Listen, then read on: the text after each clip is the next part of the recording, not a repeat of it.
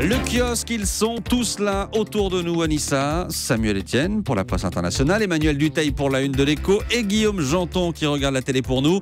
Bonjour à vous trois. Bonjour Maxime.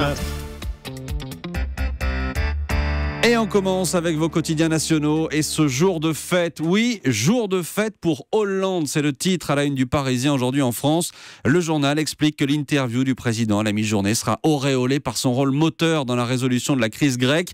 Un répit inespéré pour François Hollande, dit le Parisien. Et cette crise grecque, on la retrouve en une du Figaro et de Libération. Deux journaux, mais une seule et même lecture. La défaite nationale, titre Libé, qui dit ce matin, certes, la Grèce évite la sortie de la zone euro, mais le pays se retrouve désormais sous tutelle. Et le Figaro acquiesce. Les comptables possèdent la Grèce et en disposent désormais.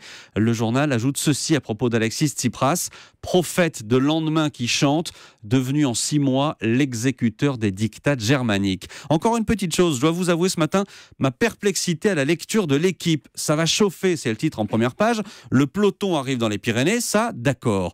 Mais pour l'étape du jour, le journal évoque le col de Soudé, un col sournois. Vous savez ce que c'est, vous, un col sournois? Peut-être des trous. Mais je ne sais pas. Moi non plus, je ne sais pas ce que c'est, mais je suis curieux de voir ça. On aura peut-être la réponse tout à l'heure dans le journal de 7h30. On va en reparler du Tour de France. À la une de la presse internationale, Samuel Etienne, ce matin, l'étonnante initiative d'un journaliste australien 1 an après la tragédie du vol MH17. Oui, tout le monde se souvient de ce vol de la Malaysia Airlines, abattu il y a 1 an, au-dessus de l'Ukraine par un missile dont on ne sait toujours pas d'ailleurs qui l'a tiré. Aucun survivant, 298 morts, et à l'époque, le crash est couvert par un journaliste australien, Paul McGough, pour le Sydney Morning Herald, et il se rend compte que les familles des victimes ne vont pas pouvoir se rendre sur place, en raison de la guerre bien sûr. Alors il a cette idée, constatant que le crash a eu lieu au milieu des champs de tournesol, d'ailleurs on le voit sur les photos de l'époque, eh bien il collecte des milliers de graines de tournesol pour les offrir aux familles, pour qu'elles aient un souvenir, quelque chose venant de la terre qui a vu mourir leurs proches. Et ça a marché, son initiative? Eh ben en fait, ça a été très compliqué, parce qu'il faut savoir que l'Australie a une réglementation très stricte en matière de biosécurité, la quarantaine pour les végétaux, les animaux, tout ça.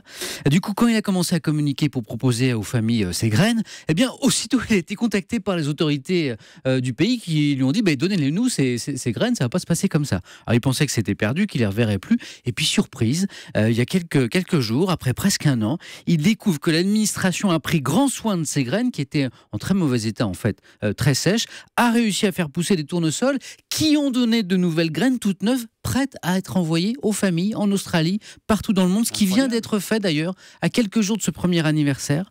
Et puis une autre surprise, Maxime, pour McGough, qui quelques mois plus tôt avait déjà envoyé des graines discrètement dans des pays moins stricts que l'Australie, eh bien il vient de recevoir des photos, des vidéos de magnifiques tournesols poussant dans les jardins de ces familles, des souvenirs donc de la terre qui a vu mourir leurs proches grâce à l'idée un petit peu folle de ce journaliste australien. Oui, idée folle, incroyable initiative. Merci beaucoup Samuel Etienne. À la une de l'Écho avec vous Emmanuel Dutheil. Alors en ce 14 juillet, un fleuron national, un fleuron français passe sous pavillon suisse, c'est-à-dire sur le site des Échos ou du Figaro. Oui, ce fleuron que l'on abandonne en partie, c'est le leader mondial dans le secteur du béton. Je vous fais rêver tout de suite pour ce 14 juillet. Ce leader est français, il s'appelle Lafarge. Ce nom doit quand même vous dire quelque chose. L'entreprise a été créée en Ardèche par Joseph Auguste Pavin de Lafarge. C'est de là que vient le nom. C'était en 1833. Le développement à l'international, c'est seulement 30 ans plus tard. Lafarge remporte alors le contrat du siècle en Égypte. L'entreprise a en effet participé à la construction du canal de Suez. Alors pourquoi est-ce que vous dites qu'on est en train de perdre aujourd'hui ce fleuron? Eh bien, il y a un peu plus d'1 an, Lafarge a décidé de se marié avec le numéro 2 mondial du secteur. Il s'agit d'un Suisse qui s'appelle Holcim. Logiquement, ça devait être un mariage d'égal à égal entre amoureux. Mais au final, ça ne s'est pas passé comme prévu. Et c'est le Suisse qui va avoir, là c'est le Suisse qui va avoir le pouvoir, c'est lui qui aura la majorité du capital et le siège social de l'entreprise sera à Zurich, en Suisse. Nous côté français, on se console quand même en se disant que l'on garde les sites de recherche et développement. Mais bon voilà, le vrai pouvoir ne sera plus chez nous et peut-être parce que le béton c'est moins glamour ou stratégique que les TGV ou les centrales nucléaires, vous avez très peu entendu parler de la perte de ce fleuron. C'est pourtant dommage pour nous de laisser filer comme ça une telle entreprise. On ne l'imagine pas toujours, mais Lafarge c'est une entreprise super innovante. Je vais vous faire rêver avec du béton ce matin. Je vais vous prendre un exemple, la nouvelle fondation Vuitton à Paris. Je ne sais pas si vous l'avez visité, mais ceux qui l'ont visité ont tous été saisis par les courbures notamment du bâtiment. Et bien ça a été fait en béton avec un béton spécial créé spécialement par Lafarge. Mais bon, comble du hasard, c'est quand même aujourd'hui 14 juillet que notre nouvel ensemble, qui sera à côté également à Zurich, a choisi d'entrer en bourse quand même à Paris. On garde quand même ça, une sorte, allez, on va dire quoi, de l'autre consolation un peu déprimant. Oui, c'est déjà ça. Merci beaucoup Emmanuel Dutheil. C'est sûr, tout ça, c'est vraiment une info béton. Oui, oui, très bien, merci. Pardon. Merci Samuel. Laisse béton les blagues. Oui, allons-y, je pense qu'on peut s'arrêter là. À la télé ce soir, Guillaume, j'entends, puisque vous voulez prendre la parole, Zone interdite ce soir, 20h55 sur M6, avec quelqu'un qu'on connaît bien ici, Wendy Bouchard. Et au programme ce soir, donc, pas de vacances pour les artistes pendant l'été. Oui, ce soir, Zone Interdite va suivre les tournées d'été d'artistes de tous horizons. Parmi eux, une star de l'humour que les auditeurs d'Europe 1 connaissent bien, Mathieu Madénian, qui remplit des salles de près de 1000 personnes. Et puis des spectacles un peu plus confidentiels, comme celui des Swings, une troupe de jeunes danseuses qui rêveraient de se produire un jour dans les plus grandes salles. Les Swings. Les Swings, elles sont très jolies. Bon, pour l'instant, elles doivent se contenter de scènes un peu moins prestigieuses. C'est pas tout à fait l'Olympia. Au camping de Saint-Jean-de-Mont en Vendée, le public est venu nombreux pour la soirée Cabaret Moule Frites. Voilà, une petite soirée cabaret moule frites, c'est sympa. Faut bien démarrer en même temps. Ce qui est intéressant dans ce numéro de Zone Interdite, c'est qu'on est vraiment en immersion dans les coulisses de ces tournées estivales. On découvre par exemple comment les artistes gèrent la pression avant le grand saut, et si certains sont très à l'aise, comme Mathieu Madénian. Tu veux dire si on est stressé? Ah non, mais tu as pas vu le spectacle, t'as pas vu. Tu verras 5 minutes avant, on joue au foot. D'autres sont un peu plus stressés, comme Éric Roy, le patron d'une troupe de chanteurs au très léger accent du Sud. Sa spécialité, enguirlander toutes ses équipes à quelques minutes du show. Mais ça traîne, ça traîne. Où est Stéphane? Tu dis à Stéphane qu'il vienne, s'il te plaît, qu'on attaque, Nathalie. Où est Nicolas?